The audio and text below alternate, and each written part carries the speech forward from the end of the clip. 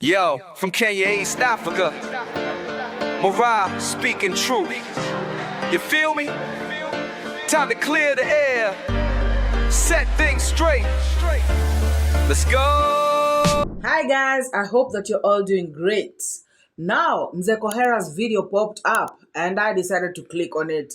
Guys, this Mzee was looking agitated. You know, he was looking furious. He was looking annoyed, angry. He just was looking like he was not having a good day. The man, all he could say was, like father, like son, like father, like son. And I was like, what are you talking about? What is this? Why are you so angry? Like which father, like which son? Tell us, spill the beans, talk. Guys, this Mzee is a bitter man. After so many years, I was so surprised. He then decided to spill the beans. I was like, okay, fine. Come sorry, pole. Guys, this is what he had to say. I don't know. So I'm saying it is like father, like son. David Jr. is Ondari's son. And this is what happened to me. Ondari came and snatched my wife with my children. And now my David Jr. is snatching Murim. He has already snatched Matiko's wife. Matiko is a gone case. Matiko is a gone case. Because this lady is somewhere resting and eating very well from David Jr.'s pocket. Now he has gone. He has gone for Murimi. He is taking Murimi's wife with the children, like how his father took my wife and the children. So it is not David Jr.'s mistake. That is a history repeating. That is a history repeating. It is genetical. That is a human behavior. So David Jr. has no mistake. It is genetical. It is the blood. Ondari's blood. You can now see the history of Ondari and his son. So it isn't Junior's mistake. It is in blood.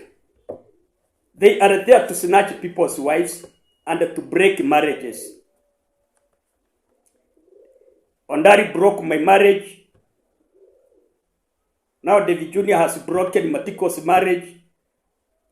And now, as per now, Murimi is a victim of circumstances. Hey, Mzee. Pole. Why are you shaking? Oh my God. Please watch your blood pressure.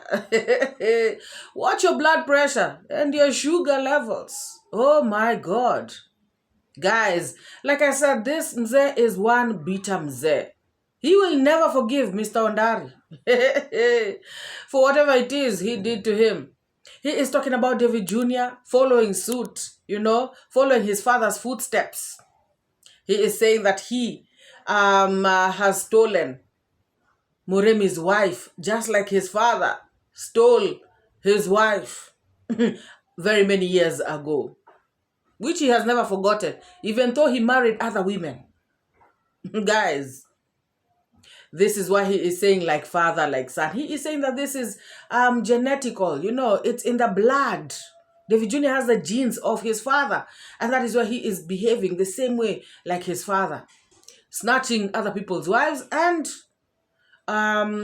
destroying marriages. Hey guys, the accusations, wah. And I wonder, these women themselves who are being snatched have their own heads, have their own minds, are in their right minds for that matter. And most of these women, they are the ones who are looking to get out. If you remember, guys, Halima is actually the one who called David Jr. this second time when they went to the cop station. When Halima was hiding in this other lady's house. David Jr. said he had been called, somebody called him on phone and they told him to come to that house where this girl was hiding. So this girl is the one who wants out. It is not David Jr. who is snatching. As for his wife, this Congrats mom, those many years ago, I believe the Congrats mom was also in her right frame of mind. And if this man was treating her well, and if she was happy with him, she would not have left. I mean, that's obvious. No woman can leave a man that she is happy with. There has to be a problem. Somebody cannot just come from nowhere and tell you, leave your husband, and you just pack and leave. It doesn't work like that. So for somebody to have left, they are the ones who want to leave. So when you apportion blame to somebody else, claiming that they are the ones who stole, they are the ones who snatched, they are the ones who made them leave, that is so lame. 𝐷𝐿𝐻𝐃𝐒. Halima wanted to live. And by the way, guys, I saw David Jr.'s video last night where Moremi actually admitted that Halima came and they spoke, and Halima told him that she wants a divorce. She wants out. She wants them to go their separate ways. And this is because, she is fed up. So this is not about David Jr. This is about this girl. You look at how somebody has been treating you. You think you are like, it is what it is. And the thing is, there's no way Halima just decided to leave after being disrespected, the first time. If you all heard what she said that this man has been doing this thing of beating her up, every other day. It is something that has been happening repeatedly. Insulting her, about her mother, her dead mother, all this stuff. This guy has been doing over and over again. One thing I've realized about abusive people, guys, I don't know, this is just my opinion. It's that when they do something wrong to you, and you forgive them the first time, and they do it the second time, you forgive them. If you keep forgiving them every other time, they keep doing it. Now they become comfortable doing it. And it's like now they start thinking of you as a fool, like you cannot leave, like you're stuck there, like you're an idiot, And one thing that people should know, and I'm sure people know, is that when a woman is fed up, they're fed up. What is that R. Kelly song? When a woman's fed up, there ain't nothing you can do about it. It is what it is. So, 𝐷𝐿𝐻𝐃𝐒, you are wrong. It is not David Jr. It is not his father. It is not like father, like son. It is this man's behaviors, your behavior that led for her to leave. And it is also Moremi's behavior that has led to Halima leaving. Matiko as well, guys. Even Matiko used to beat up his wife, and he was a drunk. So, guys, why should Mzee like this, who is a teacher, who is supposedly somebody who should be wise, why should he be thinking like this? Is he saying that these men have no responsibility? They did not play a part. What is, their role in this situation of their women leaving? They were so innocent, clean, everything, and then the women just were snatched. Is he trying to tell us that he was, a very good man to Congrats mom, yeah. And she just decided to pack up and leave because some other man has come to snatch her away? What is your role? Tell us your role. What role did you play for Congrats mom to leave you? Guys, the way this man speaks, about women, the way he just, what he says, clearly can tell you that he was a womanizer. And this woman probably was like, I'm not going to have this, even if you want to marry many wives, you have to respect me. And so she decided to leave. She probably was being treated badly, guys. And as for these other people, like I've said, Moremi and Matiko, we are witnesses, guys, that these people are not good. They have been treating their women so very badly, and that is why these women decided to leave. They just got somebody to help them to get out. Because most women in their situations, especially if you don't have a job, you don't have like nowhere to go, you are disadvantaged, you tend to stay and continue suffering. But most of these women, if they have somebody to show them the way, like, you can just have your own life, they will get out. And that's what exactly David Jr. did. So Mzee Kohara, please get your facts right. Get your facts right. And when you come out here to blame David Jr., also speak about what these men have done to these women. Do not be one-sided. Oh, yes. So, guys, speaking of David Jr.'s video that he did last night, I was not going to talk about it, but let me just say something, about it. We saw Moremi there. We saw him crying and saying that he is sorry. He wants Halima back, even though he said that Halima had told him that she wants out. Guys, people are having really mixed reactions on this premiere. I saw a lot of people, being against Moremi because David Jr. came out to say that some people have reached him out and they were telling him that Moremi also needs help. He is also human. He is also undergoing a lot. Men undergo a lot also. And so David Jr. was saying that Moremi should be given a second chance. And guys were like, no. I don't know what you all think, guys. Like I said in a previous video, Moremi also has a problem. Personally, I believe that this alcohol issue, if he does not stop, then nothing is going to change.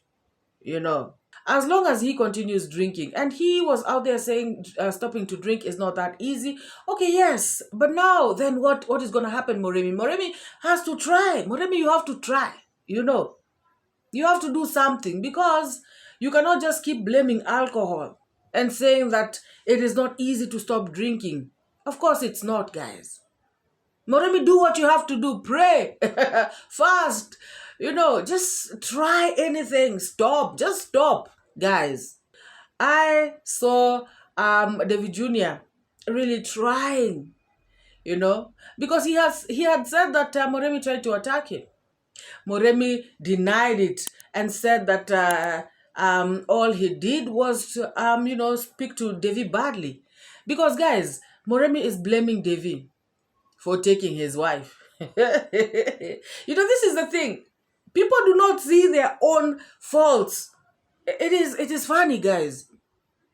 So my question to you all is, should Moremi be given a second chance? Should Moremi be given a second chance? And should Halima go back to her husband? Guys, I saw somebody on the chat section of the premiere. This person was like, even if dowry has been paid, they are not married.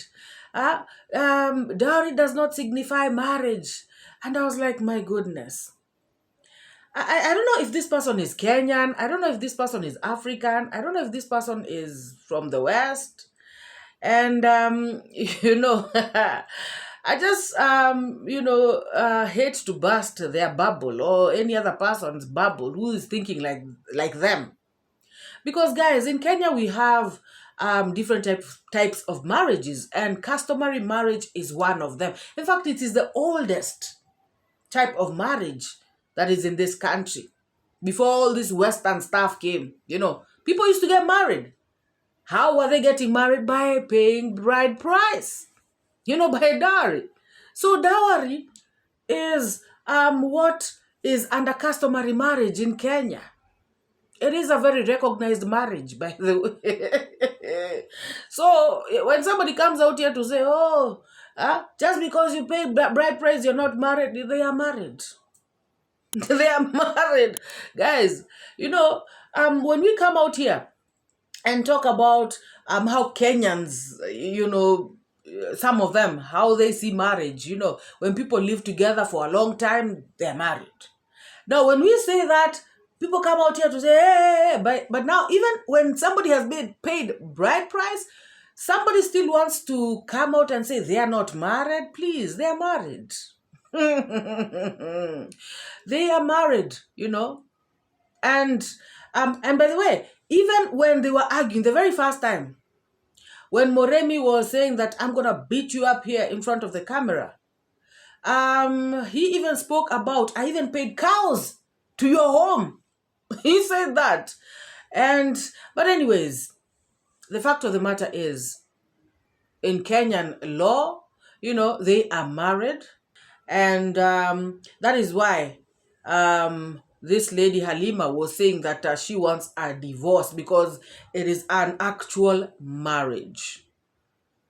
Of course, guys, it is not, you know, some people, when they marry you and they pay dowry, they feel like they own you. It's like they bought you.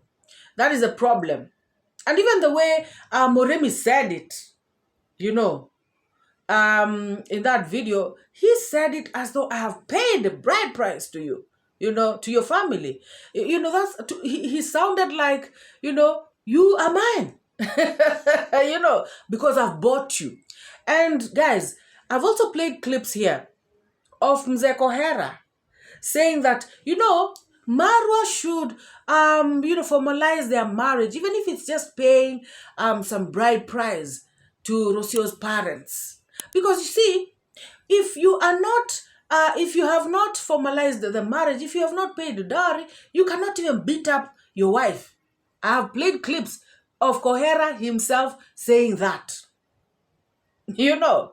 So, by the way, that means that these people in Korean community, they have actually normalized beating up wives. You know, and it is sad because if an elder like you know, a Kohera says that, then it is really sad. And that is why he is actually defending Moremi. Because to him, beating up a wife is not a big deal. Oh, and by the way, guys, I also saw a video by It's Passing, her live streams, her normal live streams, where she came out saying that yes, somebody asked her if Korean men like marrying many wives, and she said yes, they do, so that when he beats up one wife, he can go and sleep in the other wife's house, and when he beats up this one, he goes and sleeps in. Guys, can you imagine? This is a woman talking. You know, how does she even bring up, you know, the issue of being beaten up? Like it's a normal thing and laughing about it. In fact, I have to play that clip. I have to play that clip. Guys, check this out. Wow, do Korean men love to marry many wives? Peter Museya. Yes, actually Korean men like to marry many wives, guys. That's what it is.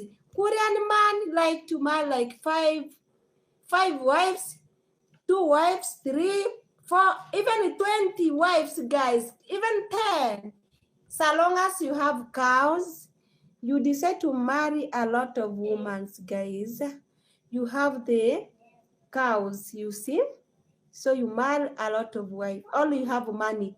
You are supposed to marry a lot of wives, guys. That's how it is in Africa, in a Korean tribe. That's how it is. So long as you have cows to give, no problem. You can marry. Musa, hi. You can marry, guys, a lot of wives that you want, because if you beat this wife, you go and sleep in this wife. If you beat this wife, you go and sleep in this wife. If you eat here, you go here, you eat. Guys, that's how Korean man like. Hey guys, even the women themselves know that, you know, beating a wife, being beaten is a normal thing. What a shame. So guys, I was so amused when I saw Kohera trying to defend Marwa. You know, Marwa is not a scammer. He has built a house. How can you call him a scammer and we can see the house? This is exactly what we've been telling this Mzee. But the thing is, he again contradicts himself and says, not trending, you know, knows everything. I saw a video by not trending and she was saying blah, blah, blah. And you know how she knows everything about Nyabohanse, every single thing. How, Mzee? How can she know everything about Nyabohanse and yet she does not live there? How is it that you do not believe that even us, we know everything about Nyabohanse? Because she also gets information from Nyabohanse, just like we do. So if she knows everything about Nyabohanse, even us, we know everything about Nyabohanse. Doesn't make sense. Does it mean that the lazy gang are the only people who can know about Nyabohanse, but this other side we cannot? The fact of the matter is, you have also seen the kind of hate these people have towards Marwa. And that is exactly how they do. They say stuff about Marwa without evidence. They just come out here to spoil his name. They want his fall. And that is why we have been telling you, you know, that it is funny. It looks very funny for you to come out here and say that Marwa is your son, and yet you side with the people who are talking so negatively about him. Things that are not true, things that don't make sense, things that have no proof. When they speak something, let them bring evidence. You should come out here and ask them for evidence before you believe them. Otherwise, even you are a clout chaser just like them. My God. Marwa is not a scammer. Now you know. And yet these people have been calling Marwa a scammer, you know, ever since. But if you ask them for evidence, they have none up to this date. So, when you side with them, you look as pathetic as they look, you know. Oh, yes. And then he gave advice to Moremi. Yeah. Murimi, you are done. You are done. You are done. You are done. My friend, that is how I was done. And now I am crying. And Murimi, you are going to cry. Matiku, you are going to cry forever. So Murimi, I can advise you, just switch off your mind and marry another lady. That one is gone. Matiko, switch. And you people, don't allow stress to finish you because of a woman. When this gentleman took my wife, I regained. And I went ahead. Really, Mzee Kohera? Did you regain? Did you move on? Did you move ahead, like you're saying? I don't think so. Because up to now, you have not moved on. You're stuck. You have not regained. Please practice what you preach. Start by doing it yourself and then advising Moremi and Matiko. What a shame. Guys, now let us go to the Nyani. I have seen him in his construction site. You know, he has got workers, he has got all these construction materials, all this stuff. You know, he is also a boss, you know, at this construction site. Now, him and his workers were not happy because horses just passed, you know, along the road. How dare 𝐼AMmarwa sends his trainers, you know, the horse trainers, to pass by, you know, this massive construction site. You know, it is causing destruction. It is causing bad vibes. People are being, you know, cannot even work because they have horses. What is this? Guys, hey, even your own horses, you know, you cannot ride them in peace. Can you imagine? And you know, I saw even this guy, what was his name? Is it Pope Africa or Pope Africa? You know, I also saw him, you know, running his mouth there. Huh? This is a road. This is a public road. Horses are not supposed to pass here. And then another one also. Another one also showed up. A much know. They know it all. Came out there to say that there are laws. You know, these kind of things, you know, the law should take its course. Because of horses passing by the road. Guys, is it against the law? Somebody tell me. Is it against the law, guys, to ride your horse, you know, in your neighborhood? Because I have seen horses being ridden around, guys. Even camels. I've even seen some people of a certain tribe here in Kenya who like to ride even their camels. Yeah, guys, the Maasais bring cows along the roads. The Maasai people. Guys, what is this? I mean, guys, isn't this just pure jealousy? Hatred. People are trying to make a fuss out of nothing. They're trying to make, you know, a story out of where there's not supposed to be a story. And I realized that the Nyani is very thick. What class did this guy reach in school? Like, now he is thinking, that this guy he was talking to is a very, very knowledgeable, very smart. Actually, you know everything. Yes, you know the law. Huh? So the horses are not supposed to pass here. And guys, this guy actually is going to put the Nyani in trouble. Because he was telling the Nyani, do not allow it to happen. Do not, next time, don't allow it to happen. So the Nyani said, thank you so very much for letting me know, because next time, I'm not going to allow them. I have a right to tell them not to pass here. Nyani, try that.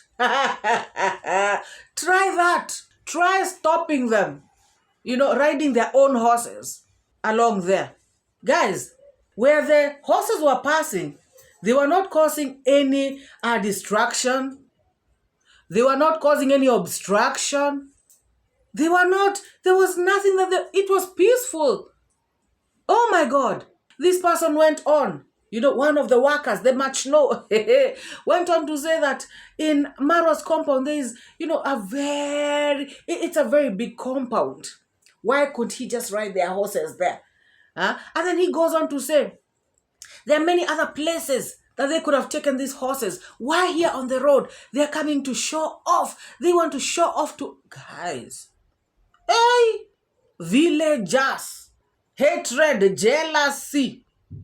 People can't even mind their own business. Nyani, you are at your construction site. Concentrate on building this villa of you. Somebody was asking, what is that? You guys have been asking in the comment section, what is that the Nyani is building? I also have no idea. I understand it's a shop. I understand it's a shop.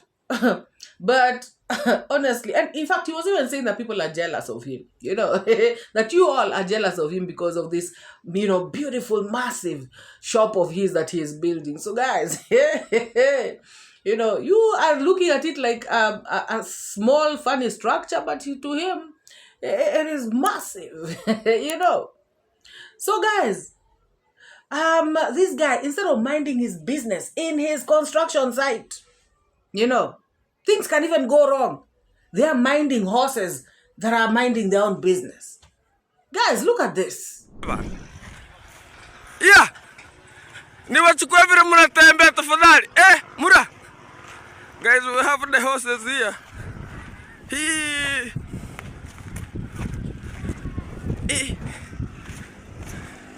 We have I don't know who.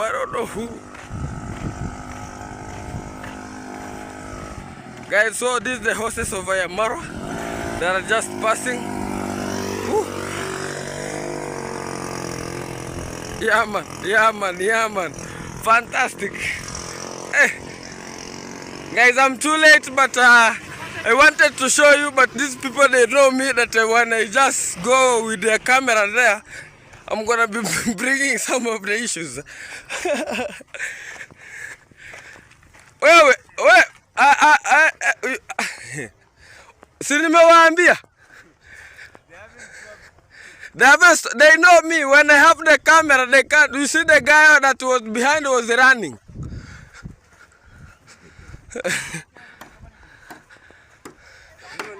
They are training them. And when you go constitutionally, we should not be having horse riding here on the roads. On the road. They have actually their places. Yeah, they have their places. They have their places, but yeah, you can see, this is a tarmac road. And what if you have an accident there? The problem is the law enforcers. Who are the law enforcers? These people who enforce laws, sometimes they ignore even the law itself. Okay. But the truth of the matter is that road is only made for either pedestrians or motorists. Yeah. But now you bring the horses there, then the law enforcers are not being or we just say that that guy wanted to see the village to see that there is where we just believe that some of the horses. Sometimes I can say it's a show. Yeah, show off. It's a show. If you or maybe you want to trademark yourself as somebody who has something. But these things are not. They shouldn't be here. And I don't know if we have Kenya wildlife. Did I hear him talking about Kenya wildlife? Are horses wild animals or are they domestic, guys? I mean, somebody let me know. I could be wrong. Somebody let me know. So why would the wildlife be mentioned here? By this know-it-all. Guys, I checked and to me, I found the information that tells me that it is not a crime in Kenya to ride your horse as long as you are not causing any disturbance, distraction, obstruction, or any other bad stuff. If you are peacefully riding your horse, then there's no problem. That is according to what my research told me. Guys, these people are sick in the head, coming out here to display their ignorance. My goodness. And the Nyani did a big mistake. You know, he is actually filming a law enforcer talking about he is standing there waiting for bribes, that he watched the horses pass by and he did nothing. This guy is putting himself in trouble. That law enforcer, that policeman, you know, should be made aware that this Nyani has called him, you know, somebody who is just standing there and waiting for a bribe. Nyani, what evidence do you have that that person is being bribed? You know, that he is waiting for bribes there at the road. Are you seeing what this Nyani is doing? The other day, he was filming the security check at the court of law. You know, when they went to the court at 𝐶𝐎𝐏 for Gintu's hearing, that morning, he was filming, you know, the security check, you know, while they were checking MORAA, the car and everything. Is that really okay?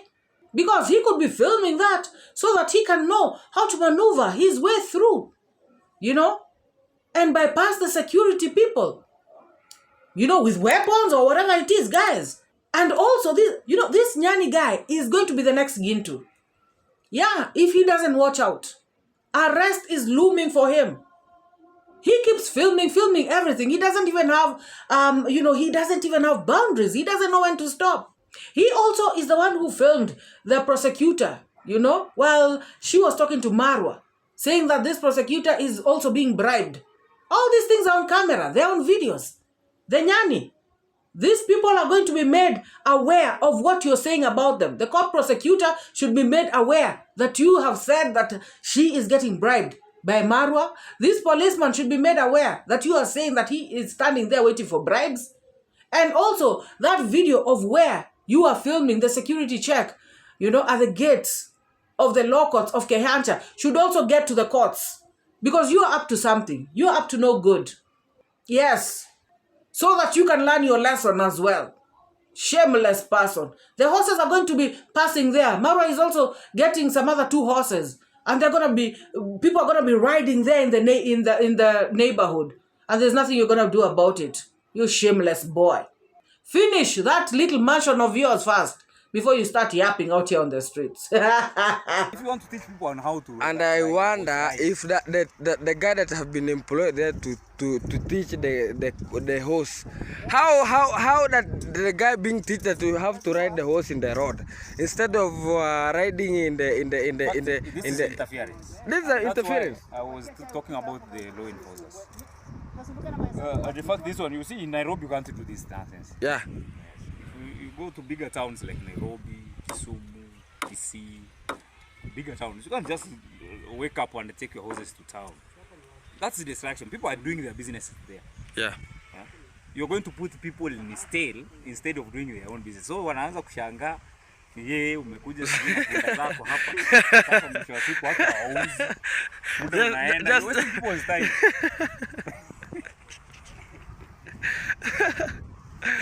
Oh, guys, today is even me enjoy. That's why I have just give you a chance to speak because you are teaching people, and this is the fact. This is the fact. Everything that we do shouldn't be for a show. Yeah. We have to do when we do things. Let us do them in a manner and respect everything. Respect our constitution. Don't adhere with people because of money. Yes. Yeah. Yes. Exactly. And in fact, I want to warn people that we know we are in Korea. But Kuria should not be taken for granted. Like now you just wake up with anything and you think we can just do it. No. But the problem is, it's like even the government have just denied the Korean Who people. are the government? The government is made of people who are corrupt. Yeah. So they corrupt members of parliament. They corrupt members of everywhere. That's why we don't have account. The law enforcers, We don't have account because of what? Let me tell you, where did these horses pass? in It's supposed to Africa- be beside the police post here. Police station. So, And the police station just there sitting, anyway, sleeping, since eating. they have not brought Even the police station, the guy is there. Let me just zoom him. The guy is there. Let me zoom him. The guy is there having a rungu. Let me just show you. That guy is there having a rungu. You can just see him. He's just standing while the horses are passing. And this is not the road of or the road of horses. But the guy is there to take the bribe. Now, guys, as people are hating and just yapping out here on the streets, 𝐼𝐸MARWA is continuing to do his thing, you know, helping people, being compassionate, spreading love. Guys, he has gone to this children's home. Is it the Noah Ark or what is it called? He has gone there, and this administrator of this home got so emotional, you know. She was so happy to see 𝐼𝐸MARWA and his team. 𝐸MARWA is out there, and he has gone to, you know, show his support, show love, you know, just celebrate with his kids, see where the construction has reached. Remember, they are doing a construction as well. It is remaining, I think, the roofing part. And so 𝐸MARWA went to see this project, and this is how it went. Okay guys, our mom is very very emotional because today 𝐼𝐸MARWA for the first time stepped in our compound, and so our mom is really grateful. She's so emotional, she's very happy. She has nothing to say, but she's just crying. As you can see, she's just crying.